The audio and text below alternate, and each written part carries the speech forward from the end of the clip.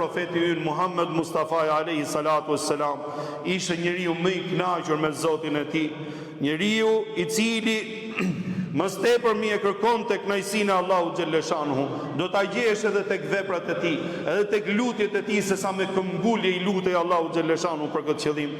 Tek Imam Muslimi, siç tregon Aisha radhiyallahu anha, Zoti qoftë i kënaqur me të, një natë u zgjova, thot.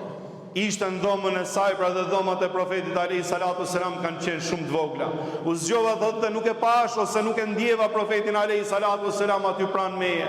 Dhe fillova ta kërkoj, thot, me dorë në përdhom aty siç isha e shtrirë, dhe preka dora ime preku këmbën e profetit alayhi salatu selam, i cili ishte ngritur dhe po adhuronte dhe po falej për Zotin xhalleshanuhu natën. Ai lutej Allahu xhalleshanuhu dhe thoshte: Allahumma inni a'udhu bi ridake min saqatik.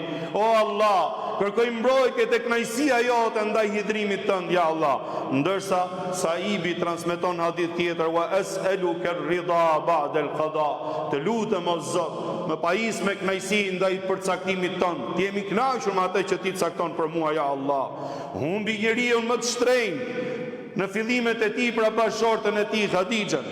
Humbi xhaxhain e tij që e kishte mbështetje të mbadhe dhe të fortë në misionin dhe rrugën e tij. Madje humbi edhe fëmijët e tij. E profeti alayhi salatu selam, djemtë e tij, e profeti alayhi salatu selam thoshte: tadma'ul ayn wa yahzanul qalb wa la naqulu illa ma yurdi rabbana. Me të vërtet syri lëton, edhe zemra pikëllohet, por se goja nuk mund të thotë dhe nuk mund të shprehë, vetëm sa atë që e kënaq Allahun xhalleshanuhu.